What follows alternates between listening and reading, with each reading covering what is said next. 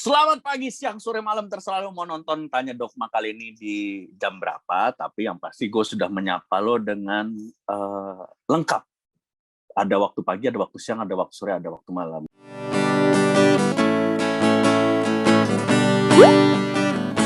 Tanya Dogma.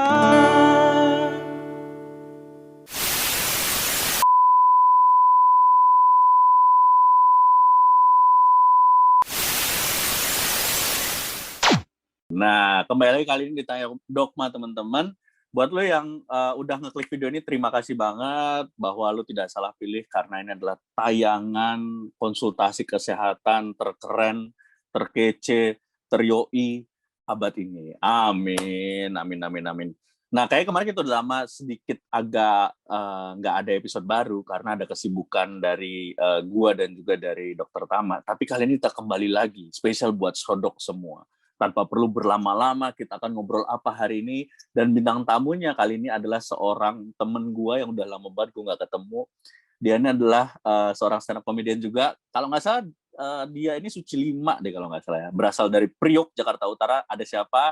Ada Bang Rahman. Nanti kita akan ngobrol-ngobrol bareng juga sama Bang Rahman ya. Dan sekarang, tanpa perlu berlama-lama, kita langsung panggilkan. Ini dia Dogma alias Dokter Tama.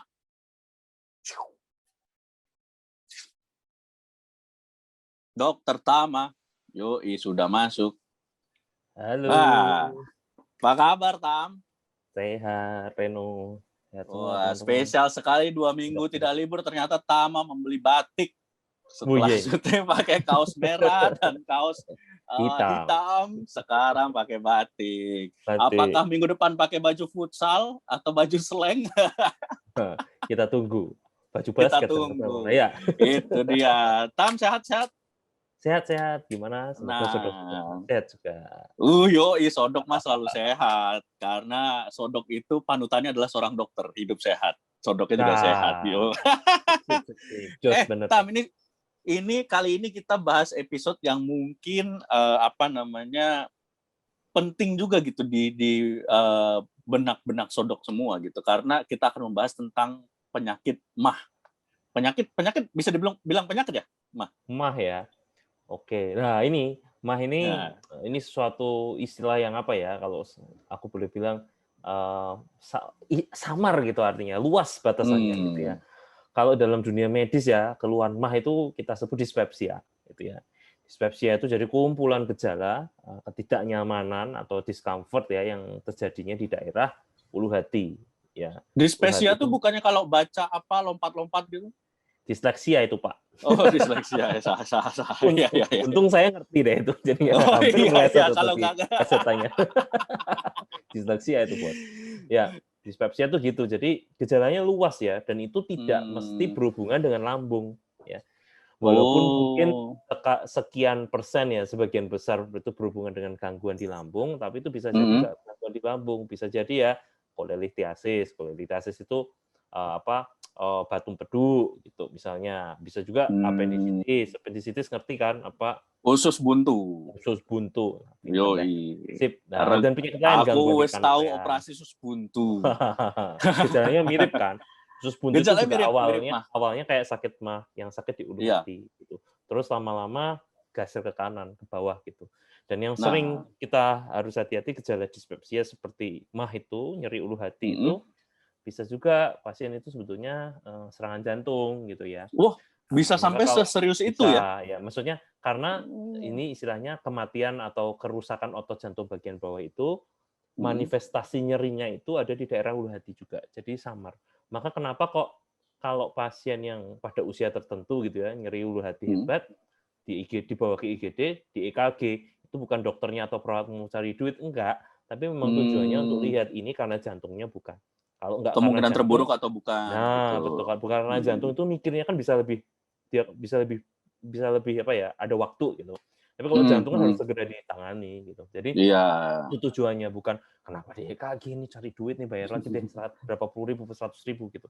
Enggak, tujuannya ada di sana. Dan kemungkinan terburuk. Betul. Dan MAH ini atau dispepsi ini banyak penyebabnya ya. Dari yang sifatnya fungsional itu nggak nggak ada gangguan organ ya sebetulnya, tapi hanya istilahnya gejala saja, sampai yang organik itu yang kalau lambungnya sampai ada mengancam organ. Ya, jadi sifatnya sampai ada infeksi di dalam lambungnya, ada tukaknya, tukak ki apa ya bahasa Indonesianya ya? Tukak itu cuil itu ada luka ya, ada robek ya, ya seperti itu, sampai perdarahan lambungnya, sampai ada pecah pembuluh darah dan sebagainya. Nah, itu ada berbeda. Gejalanya bisa mirip, bisa cuman mual, biasanya gejalanya itu mual ya, perih, nyeri ulu hati ya, seperti perih ya, heartburn kita sebutnya. Terus habis itu bisa muntah seperti itu. Nah, apakah bintang tamu kita pernah mengalami gejala-gejala kayak tadi, Tam? Nah, ini langsung kita panggilin nih bintang tamu kita ya. Sekarang untuk kita ngobrolin mah ini lebih dalam, kita nggak asik kocok berdua. Kita panggilkan, ini dia Bang Rahman Afri. Yoi. Wede, Bang Rahman Afri. Malam, Bang. Gimana kabar, Bang? Baik dong. Weh, gokil. Bang Rahman Afri ini dia adalah komika stand up komedian dari Jakarta Utara, terus dia adalah akhir 2 tahun 3 tahun terakhir ini adalah benang merah film dan FTV di Indonesia, Tam. Benang merah. Makanya benang merahnya, semua benang merah dari film layar lebar, FTV itu Bang Rahman nih benang merah. Makanya benang merah dibikin kaos sama dia tuh. Benang merah yang banyak jadilah kaos merah ya, Bang. Sehat Bang Rahman? Sehat, Ren. Oke, alhamdulillah. Bang Rahman ini kenalin, ini ada Dokter Tama. Jadi Dokter Tama ini adalah temen gue SMA, yang mana dia dulu adalah dia tuh dulu teman sekelas gue tapi paling pinter satu SMA, Bang. Kenapa selalu dikenalkan dengan seperti itu? Betul, ya emang harus seperti itu. Karena dulu gue nyonteknya ke dia. Terlihat kan berapa puluh tahun kemudian guanya lulusan mana, dia lulusan mana. Terbukti ya. Terbukti kan. Memang dari SMA tuh sudah ada bakat-bakat.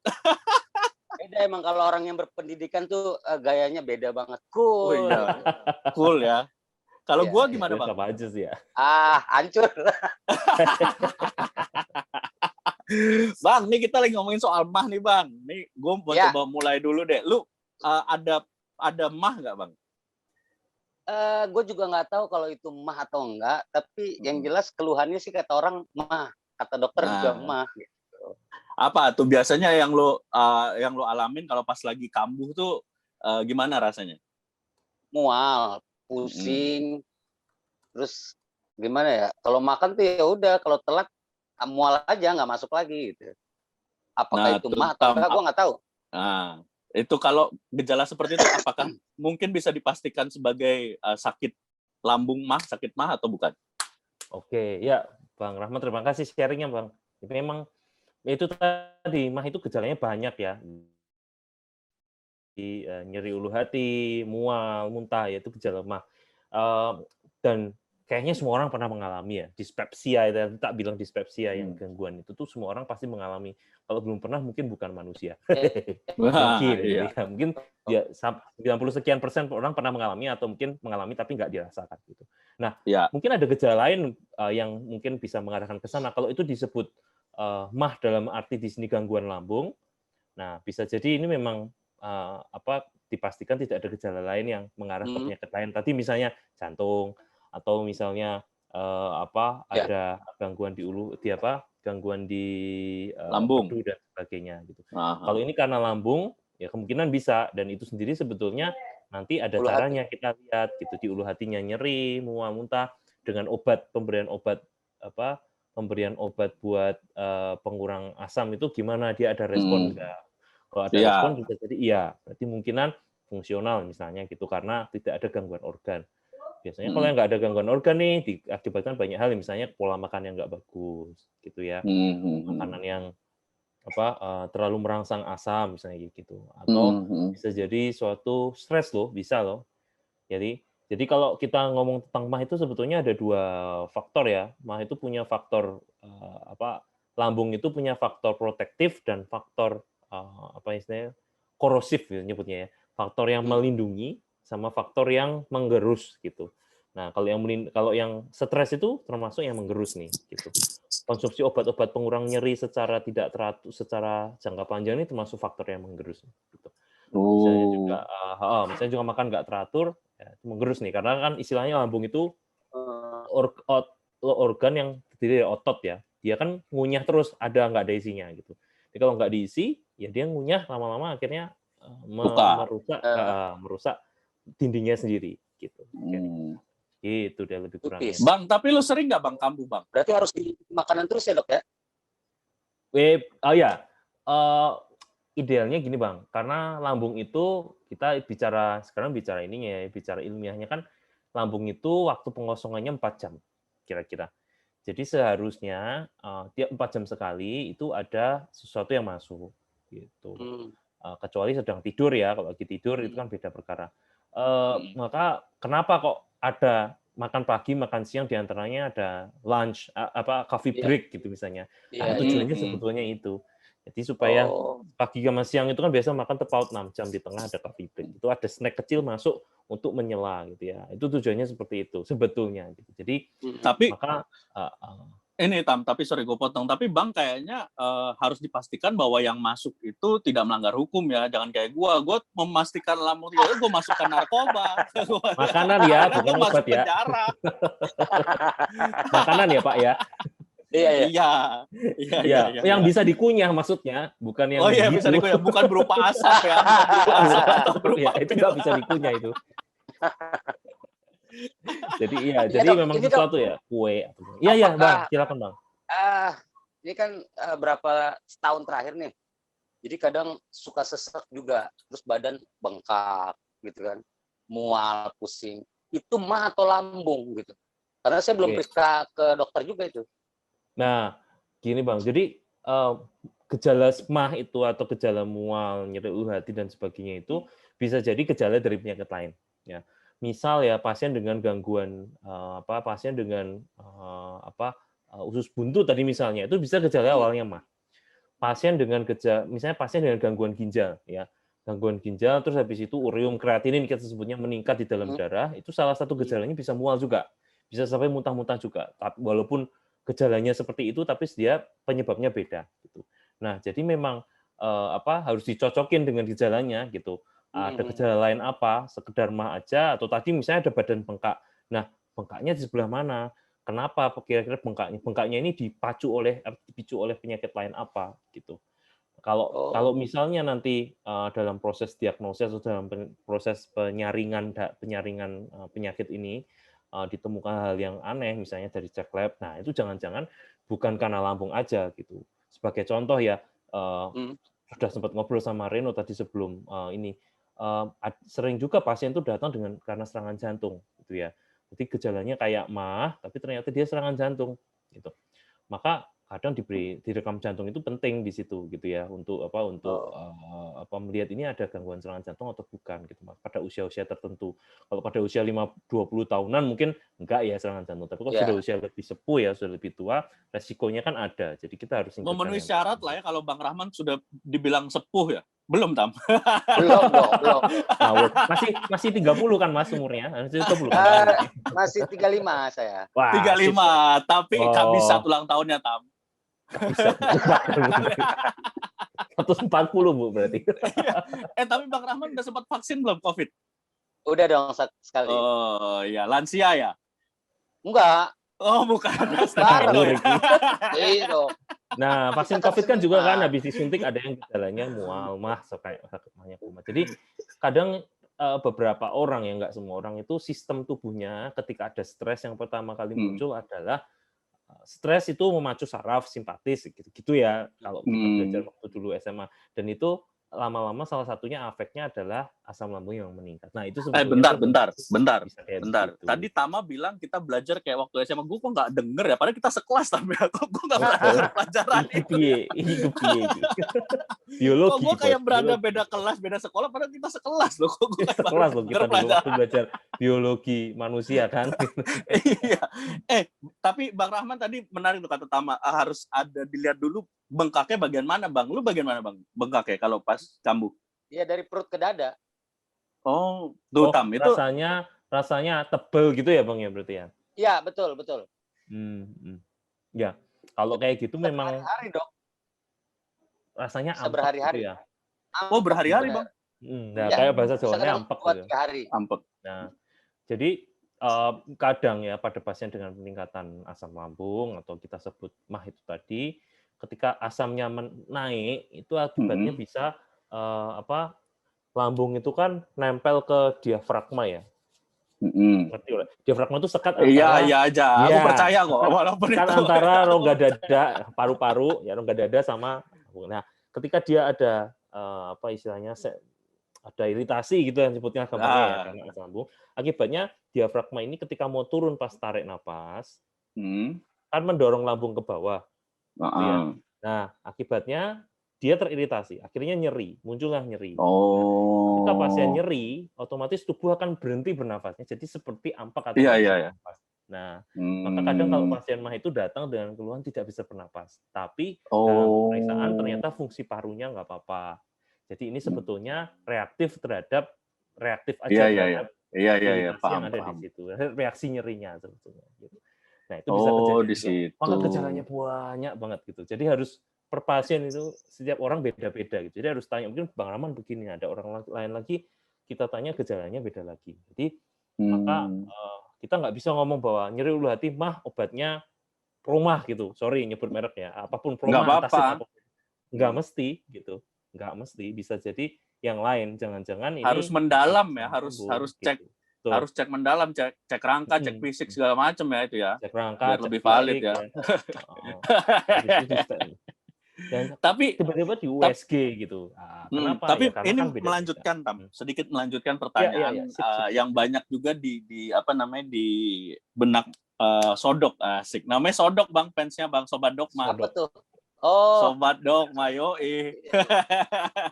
Nah, ini kebanyakan kan salah satu mitosnya itu adalah ini anggap aja sakit MAH ya, maksudnya bukan yang sebenarnya bukan MAH kayak empedu apa segala macam. Kita anggap aja MAH masalah pencernaan gitu, lambung. Apakah benar pemicunya tuh tiap telat makan doang pasti kambuh, ataukah kan ada yang bilang lu sebenarnya stres kali gitu. Jadi memacu lambung MAH misalnya asam lambung kayak gitu-gitu tuh gimana Tam? Jadi ya itu penyebabnya itu cukup banyak ya tadi. Telat makan bisa, stres bisa ya. Stres itu stres fisik dan psikis ya. Nggak cuman psikis toh. Psikis itu kan banyak pikiran, kecap, habis itu lagi berduka atau bagaimana, terus habis itu asam lambung meningkat. Itu bisa. Tapi stres fisik juga bisa, kecapean, kurang istirahat, atau pasien dengan sakit yang berat. Misalnya pasien pada saat itu sedang infeksi yang berat. Sorry, kita sebut contoh aja COVID ya. Pasien COVID itu yang gejalanya sedang sampai berat ya, yang sampai flow 6, itu rata-rata disertai gejala asam lambung, gejala dispepsia itu tadi. Maka kami beri lambung untuk memberikan kenyamanan juga di situ. Pasien-pasien stroke, pasien serangan jantung misalnya, yang di mana tubuhnya itu sedang terforsir ke sana, akibatnya gejala-gejala seperti asam lambung karena sedang stres ya, itu karena respon saraf ya sebetulnya, akhirnya asidnya meningkat dan akhirnya bisa ada gejala seperti itu juga. Bahkan yang terparah itu misalnya bisa sampai terjadi perdarahan loh pada pasien stroke misalnya, karena tubuh itu fokusnya ke otak ya, menyelamatkan otak. Ini yang paling berharga tuh otak ya di tubuh kita itu ya. Otak dulu baru jantung sebetulnya kalau prioritasnya. Dia fokus ke sana, akibatnya organ-organ seperti pencernaan itu ditunda dulu ya, tidak menjadi prioritas.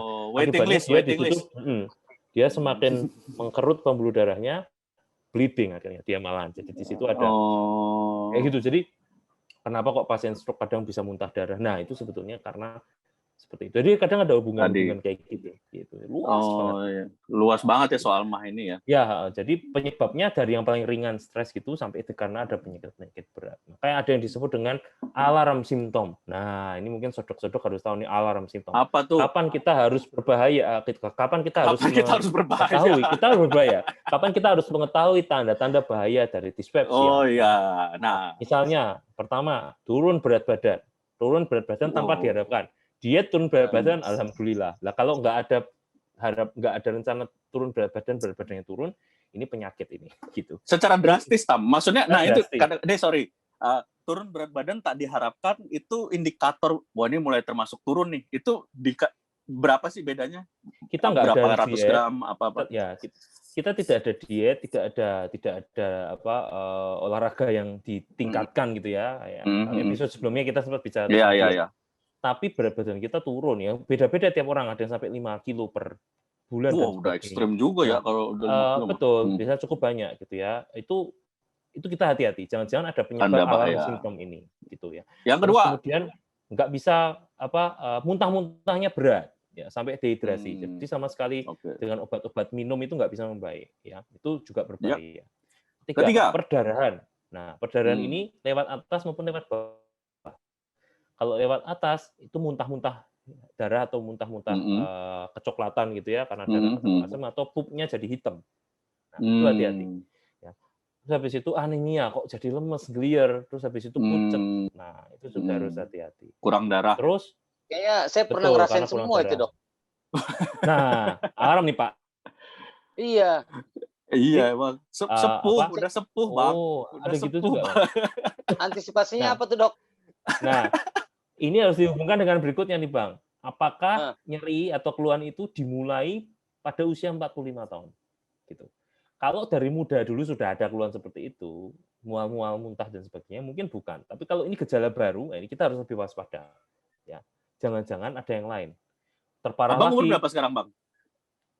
Gue mulai ngerasain itu di umur 45.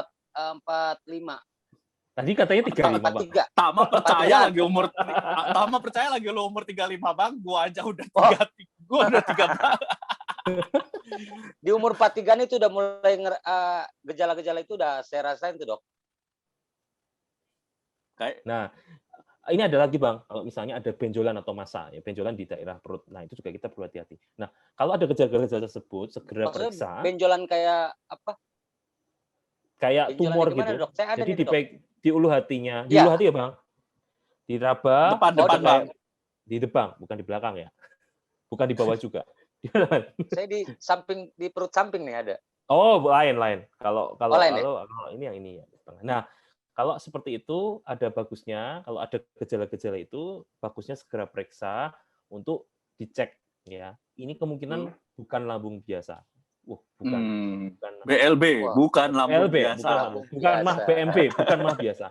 Jangan-jangan ada perdarahan di dalamnya. Penyakit yang lebih parah dari sekedar permasalahan lambung gitu ya. Makanya disebut red flag atau alarm simptom itu tadi. Atau ada infeksi di lambungnya. Kalau bleeding di lambung itu kan nggak begitu kelihatan kalau sedikit-sedikit akhirnya jadi jatuh ke anemia. Atau kalau misalnya itu ada tumor atau kanker di lambung, itu juga biasanya nggak ketahuan sampai ukuran massanya besar.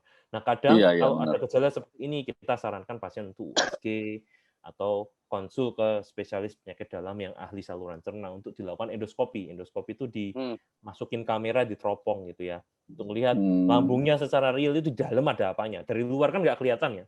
Di dalamnya ada apanya tanpa perlu membedah gitu ya. Jadi dilihat. Itu kalau endoskopi itu aku penasaran deh. Kan dia ada yang masuk dari atas tuh pakai kamera ngelihat gitu ya. Kalau ada yang masuk dari bawah bersamaan ketemu kamera gitu bisa saling nonton nggak? Panjang saluran cerna kita itu. Usus itu 6 meter ya. Susah ya. 6 meter ya? Susah ya? Susah. Iya. Biasanya atas itu cuma bisa sampai usus 12 jari ya. Kalau yang bawah itu cuma sampai usus besar aja. Jadi udah nggak akan ketemu di satu titik ya. Susah kalau ketemu. Siapa tahu besok ya ketemu. Kalau besok ada penelitian, mau Reno jadi subjek ya. Biar kita menemukan atas. Gua tetap MC aja atau nge-host aja gua. Gitu. Bang, jadi ada lagi berarti kalau mah ini kita punya mah tapi nggak bisa ngatasin, akhirnya bisa ke lambung, Dok ya? Bisa Bang. Jadi kalau mah gejala mah itu tadi nggak di dispepsia itu tidak ditangani dengan benar, lama-lama bisa lambung itu bisa kena itu tadi ya, seperti misalnya ada tukak dan sebagainya yang semakin parah gitu.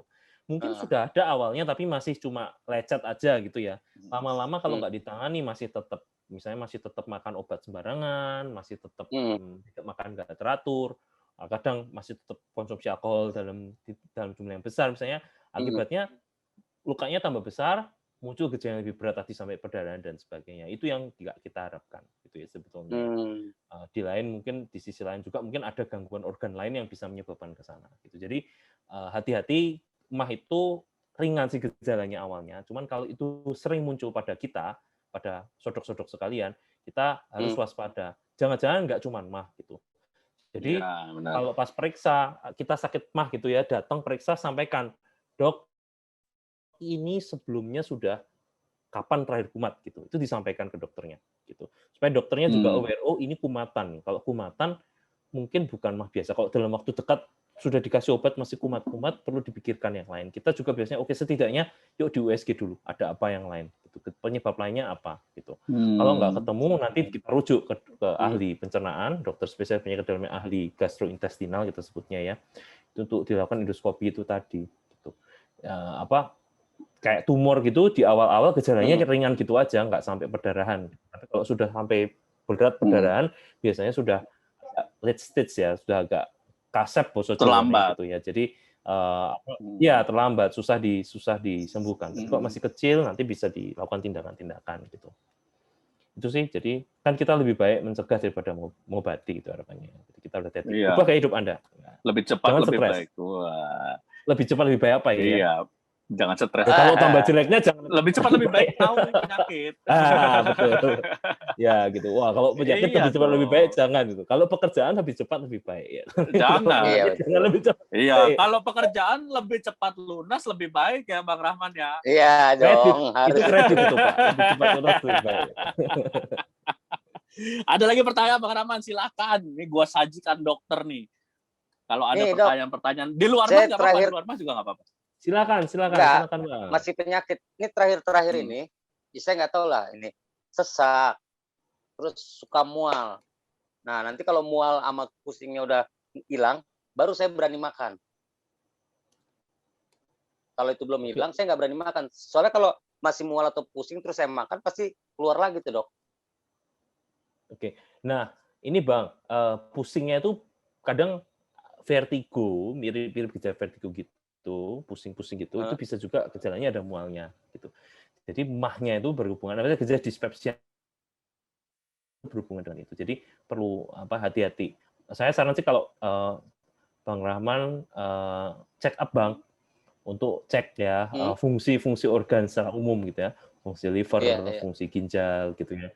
Cek lab, ronsen, USG. Saya rasa kalau kita usia 40, sebenarnya mulai usia 30 tahun ya. Usia 40 tahun gitu, baguslah kita check up ya. Check up sederhana aja, lab, darah, kemudian habis itu cek USG, ronsen, sama EKG gitu. Labnya nanti darahnya termasuk fungsi ginjal, fungsi liver gitu ya. Itu udah lumayan sih untuk mengecek apakah ada gangguan-gangguan dasar. Kalau dari situ ada sesuatu yang aneh atau sesuatu yang abnormal gitu ya, itu bisa mulai dikejar sejak dini gitu.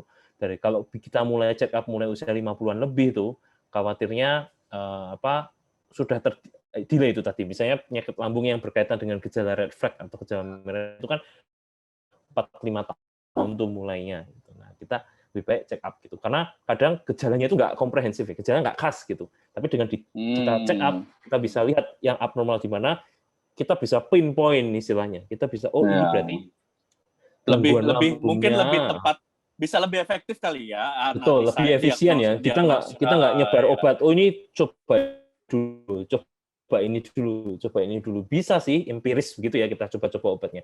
Cuman gitu. Tapi yang di Indonesia masih kurangnya.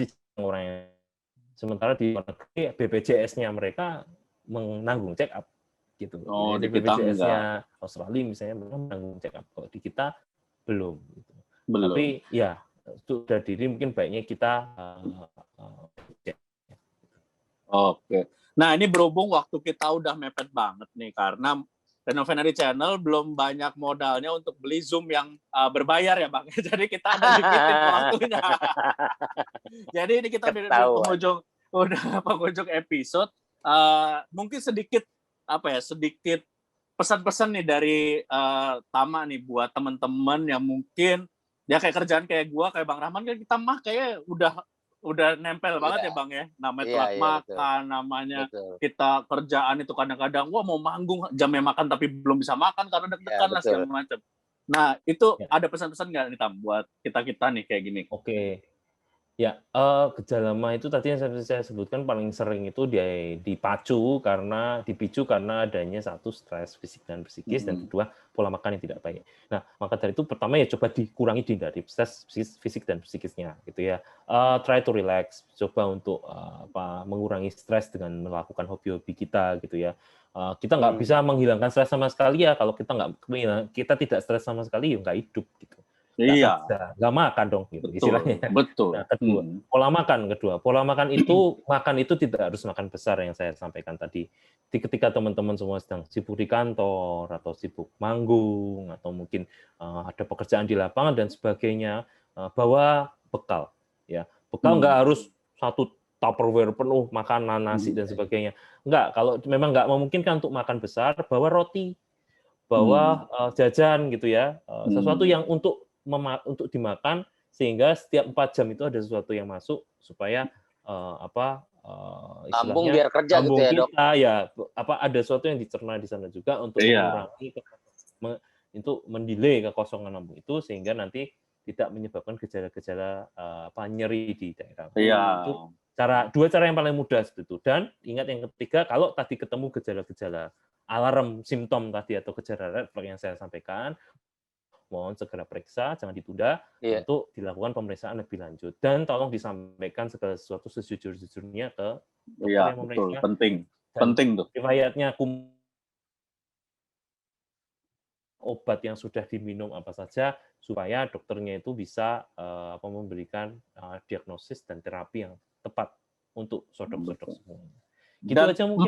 Poin keempat, ada juga tambahan poin keempat, kalau suka konten Tanya Dogma, jangan lupa like, comment, dan subscribe. Asik. Bang Rahman, makasih banget ya Bang ya udah sama-sama di Tanya Dogma episode kali ini. Mudah-mudahan ada informasi-informasi kejawab pertanyaan-pertanyaan seputar hari ini gitu dari Dokter Rama. Thank you banget. Sehat terus ya Bang Rahman ya. Siap, Ren. Makasih ya, Dok. Makasih, Dok. Dunia perfilman dan dunia FTV Indonesia masih butuh sosok Bang Rahman. Asik.